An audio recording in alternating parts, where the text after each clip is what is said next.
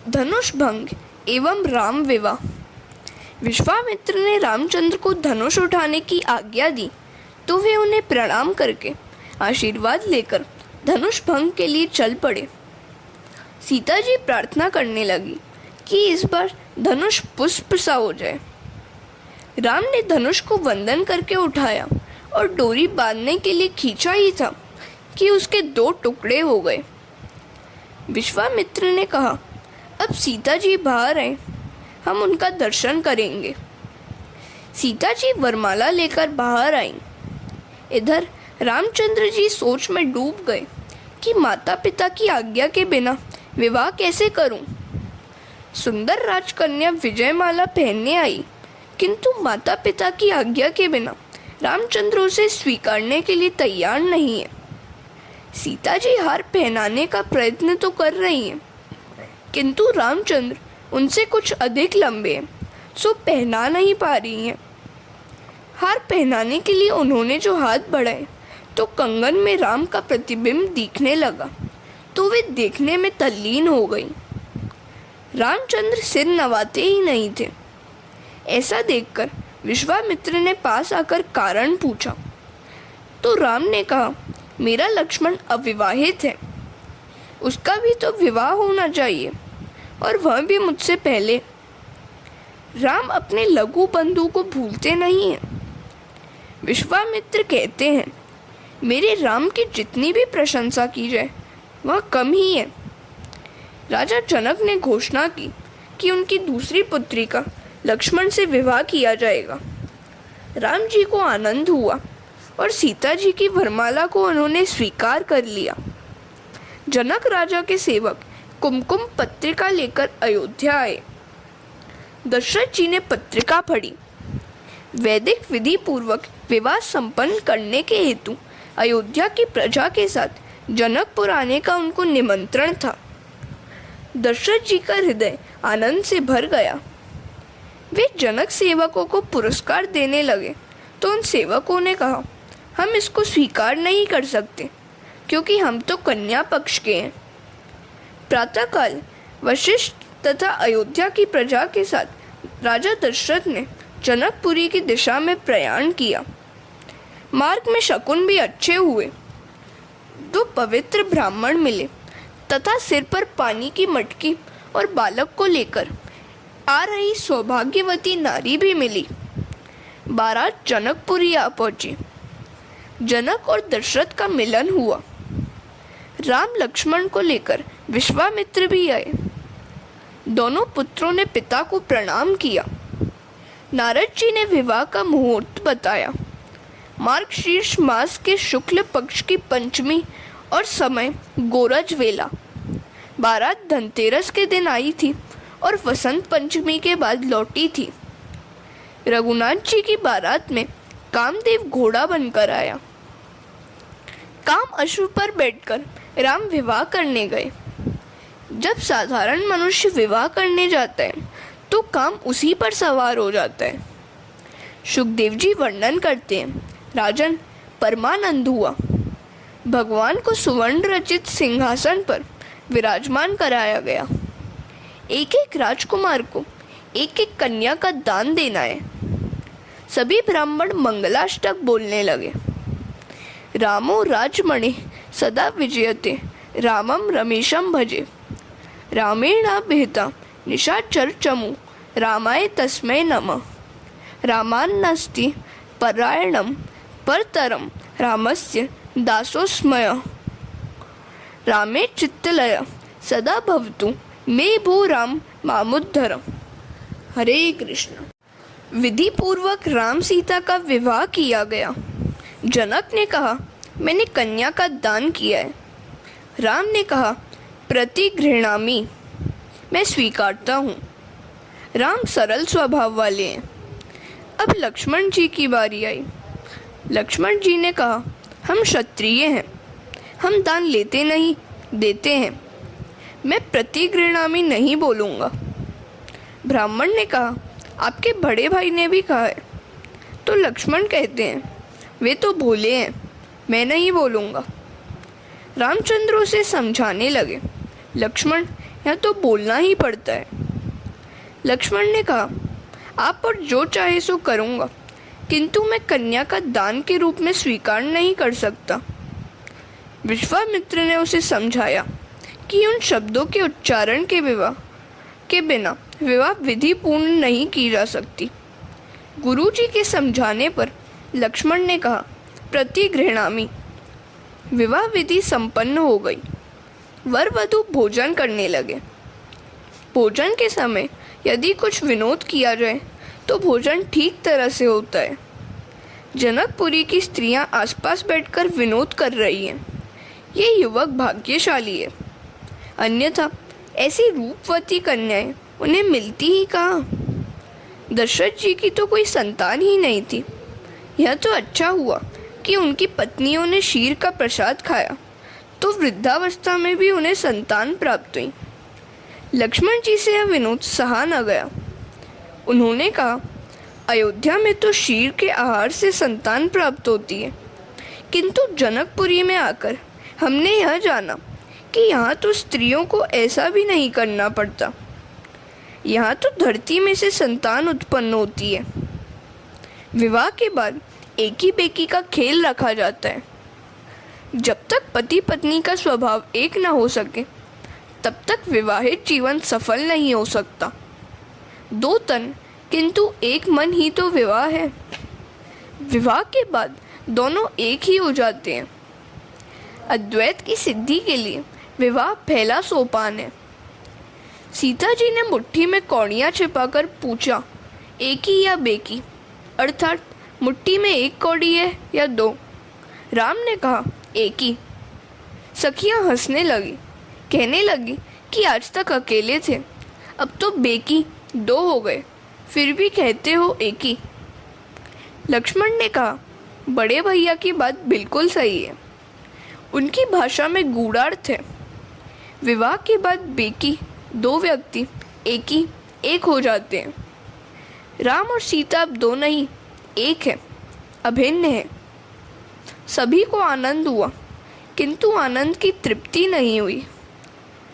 कनक सिंहासन पर रामचंद्र जी और सीता जी विराजमान हैं। रामचरित अनंत है। राम की विवाह कथा जो प्रेम से सुनेगा, उसका सदा मंगल होगा। विवाह की सभी विधियां पूर्ण होने के बाद रंग महोत्सव हुआ और अब सभी ने अयोध्या की दिशा में प्रयाण किया। चारों भाइयों का विवाह हो गया। अब मेरे आंगन में तो चार चार लक्ष्मी नारायण आए हैं। ऐसा मानकर कौशल्या ने पूजा आदि विधि से उनका हार्दिक स्वागत किया। साक्षात महालक्ष्मी सीता जी जनकपुरी छोड़कर जा रही हैं। मेरे जाने के बाद इन लोगों का क्या होगा? माता जी ने अपने आंचल में चावल भरकर चारों ओर बिखेर दिए। आज भी मिथिला में चावल बहुत पकते हैं। अयोध्या की प्रजा सीताराम का दर्शन कर रही है। अतिशय आनंद हुआ। विश्वामित्र का भी बड़ा सम्मान किया गया। घर आने पर राजा दशरथ ने रानियों के समक्ष जनक राजा की भूरी भूरी प्रशंसा की। कन्या के वधू के माता पिता की प्रशंसा करने से वह प्रसन्न रहेगी। तुम प्रेम करोगे तो लोग भी तुमसे प्रेम करेंगे। जनक राजा की प्रशंसा सीता जी ने भी सुनी। दशरथ जी ने कहा, यह पराई पुत्री अब हमारे घर आई है। जिस प्रकार हमारी आंखों की रक्षा पलकें करती हैं, उसी प्रकार सीता जी की भी रक्षा करना। वधू लड़किनी घर पर आई, राखेऊ नयन पलक की नाई। हरे कृष्णा। सूत जी सावधान करते हैं। आनंद के दिन कुछ शीघ्र ही बीत जाते हैं। रामचंद्र जी 27 वर्ष के हो गए और सीता जी 18 वर्ष की। एक दिन राजा दशरथ जी राजसभा में विराजमान थे। उनका मुकुट कुछ टेढ़ा हो गया। दर्पण में देखा तो मुकुट के साथ साथ उन्होंने यह भी देखा कि उनके कान के कुछ केश श्वेत हो चले हैं। कान के केश श्वेत होने लगे तो मान लो कि वृद्धावस्था बहुत बढ़ चली है। दशरथ ने सोचा कि ये श्वेत केश मुझे उपदेश दे रहे हैं कि तुम अब अतिशय वृद्ध हो गए हो। राम का राज्याभिषेक क्यों नहीं करते हो? राम सीता का राज्याभिषेक मैं अपनी आंखों के आगे कर लूं तो अच्छा रहेगा। वैसे तो मेरी अन्य सभी इच्छाएं पूर्ण हो गई हैं, किंतु यही एक बाकी रह गई है। इच्छाओं का कोई अंत तो है नहीं, सो इनका त्याग करके भगवत भजन करना उत्तम है। दशरथ राजा की इच्छा के विरुद्ध कोई क्या बोल सकता था? दशरथ का राज्य वैसे तो प्रजातंत्र ही है।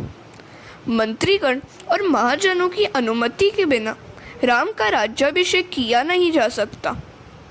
प्रजा की भी इच्छा थी कि राम राजा बने। राजा दशरथ ने मंत्रीगण और महाजनों से कहा, यदि आप अनुमति दें तो राजपद देने की विधि हम करें। मंत्री सुमंत ने कहा, धन्य है, हम भी यही चाहते थे, किंतु संकोचवश बोल नहीं पाते थे। उसी समय राजसभा में वशिष्ठ जी का आगमन हुआ। सभी ने उनका सत्कार किया। दशरथ ने उन्हें प्रणाम करते हुए कहा, प्रजा की इच्छा है कि राम का राज्याभिषेक किया जाए। आपकी हम आज्ञा चाहते हैं। वशिष्ठ जी ने कहा, राजन, विचार तो अच्छा है। दशरथ जी कहते हैं, महाराज, कोई शुभ मुहूर्त बताइए। वशिष्ठ जी ने सोचा कि आज का मुहूर्त बताऊं, किंतु वे जानते थे कि आज उनका राज्याभिषेक नहीं हो पाएगा। सो उन्होंने कहा, राम जिस दिन जब भी राज्यपद ग्रहण करें वही दिन श्रेष्ठ है। वशिष्ठ जी की गूढ़ार्थ वाणी दशरथ जी समझ नहीं पाए। उन्होंने तो अगले ही दिन राज्याभिषेक करना चाहा। उन्होंने मंत्रीगण से राज्याभिषेक की तैयारी करने की आज्ञा दे दी। मंत्री सुमंत ने कहा, राजन, सभी तैयारी हो चुकी है। दशरथ जी ने कहा, वशिष्ठ जी, राम को यह समाचार आप ही दें तो अच्छा हो। आप कुलगुरु हैं। तो वशिष्ठ जी रामचंद्र के आवास में पधारे। राम ने कहा, आपने मेरे यहाँ पधार कर मुझे पावन कर दिया। वशिष्ठ जी ने कहा, तुम तो विनय की मूर्ति हो, अतः ऐसी बातें स्वाभाविक हैं। कल तुम्हारा राज्याभिषेक है। राज्याभिषेक की बात सुनकर सभी लोग आनंदित हो गए, किंतु राम कुछ उदास हो गए। वे वशिष्ठ से पूछने लगे, क्या मुझे अकेले ही राजा बनना है? तो वशिष्ठ जी ने कहा, राजा तो एक ही होता है। राम जी ने कहा, नहीं नहीं, हम चारों भाइयों का राज्याभिषेक होना चाहिए। मेरे भरत, लक्ष्मण और शत्रुघ्न को भी राजा बनाइए। वशिष्ठ जी ने मंद मंद स्मित करते हुए कहा, मैं तुम्हें कैसे समझाऊं कि राजा तो एक ही व्यक्ति को बनाया जा सकता है। जो ज्येष्ठ हो वही राजा बन सकता है, और तुम ज्येष्ठ हो। सभी की यही इच्छा है कि सीता जी के साथ तुम्हारा राज्याभिषेक किया जाए। कल से राम राज्य का आरंभ होगा। वहाँ लक्ष्मण जी आए। राम ने उनसे कहा, भाई, पिताजी मुझे कल राजा बनाने जा रहे हैं। मैं तो नाम मात्र का राजा हूँ, अन्यथा राज्य तो तुम सभी का है। राम सभी के अंतर्यामी है, किंतु लक्ष्मण राम के भी अंतर्यामी है। राम को लक्ष्मण बहुत प्रिय है, तभी वे कहते हैं, लक्ष्मण, वह राजलक्ष्मी तुम्हारी ही है। तुम जैसा कहोगे वैसा ही होगा। लक्ष्मण को अत्यंत आनंद हुआ। उसे स्वयं तो राजा होने की इच्छा थी ही नहीं। बड़े भैया सिंहासन पर विराजेंगे और मैं चामर लेकर उनकी सेवा करूंगा। लक्ष्मण का बंधु प्रेम दिव्य था। हरे कृष्णा। राम का राज्याभिषेक होगा तो आज सारे नगर को सुशोभित किया गया। वशिष्ठ जी की आज्ञा के अनुसार दशरथ ने भी आज्ञा दी। हृदय से आनंद छलक रहा है। दशरथ के राज्यकाल की यह अंतिम राजसभा है। यह तो सूर्यवंश का पवित्र सिंहासन है। जिस राज्यासन पर कभी रघु, भगीरथ, दिलीप आदि भी विराजमान हुए थे, उसे उन्होंने प्रणाम करते हुए कहा, आज तक मैं तुम्हारी गोद में था। कल मेरा राम वहाँ बैठेगा, उसकी रक्षा करना। सारी अयोध्या में बात फैल गई। सारे नगर में आनंद की लहर दौड़ पड़ी, किंतु देवों को दुख हुआ। यदि राम कल राज्यपद ग्रहण करेंगे तो रावण का नाश कौन करेगा? रावण और उसके राक्षस बहुत सता रहे हैं। देवों ने विघ्नेश्वरी देवी का आवाहन किया। माताजी पधारी। देवों ने विघ्नेश्वरी देवी से कहा, अयोध्या में जाकर राम के राज्याभिषेक प्रसंग में कुछ बाधा उपस्थित कीजिए। राम तो सुख दुख से परे हैं, वे तो आनंद रूपी हैं और दशरथ की भी सद्गति होने वाली है। महात्माओं ने कहा, किसी का संपूर्ण सुख तो काल से भी देखा नहीं जाता। राजा दशरथ के सुख को काल की अशुभ नजर लग गई। काल ने माता विघ्नेश्वरी में प्रवेश किया। विघ्नेश्वरी सोचने लगी कि अब मैं क्या करूं, किसके शरीर में प्रवेश करूं। सोचते हुए उनके मन में मंथरा की याद आ गई। मंथरा का जन्म कैकेयी देश में हुआ था। विघ्नेश्वरी ने मंथरा में प्रवेश किया। मंथरा अयोध्या नगरी में घूमती हुई नगर का साज श्रृंगार देखने लगी। उसने किसी से पूछा कि यहाँ कौन से उत्सव की तैयारी चल रही है। लोगों ने कहा, क्या तुझे अभी तक शुभ समाचार नहीं मिला है? कल राजकुमार रामचंद्र जी का राज्याभिषेक होने जा रहा है। महात्मा कहते हैं कि कौशल्या से एक भूल हो गई। जब एक दासी दौड़ती हुई आई और कौशल्या को राज्याभिषेक का समाचार सुनाया तो उन्होंने आनंदित होकर दासी को एक मोती का हार दिया और कहा कि कल मेरा पुत्र राम राजा बनेगा तो तुम्हें 2-3 गांव की जागीर देगा। राम तुम्हें मुझसा ही सम्मान देगा। दासी आनंद भरी घर की ओर जाने लगी तो रास्ते में मंथरा मिली। मंथरा ने आनंद का कारण पूछा। दासी ने कहा, कल राम राजा बनेगा। देख तो सही, माता कौशल्या ने मुझे यह मोती माला दी है। राजा राम कल मुझे 2 गांव की जागीर देंगे। मैं कौशल्या की दासी जो हूँ, तुम्हें तो कुछ भी नहीं मिला।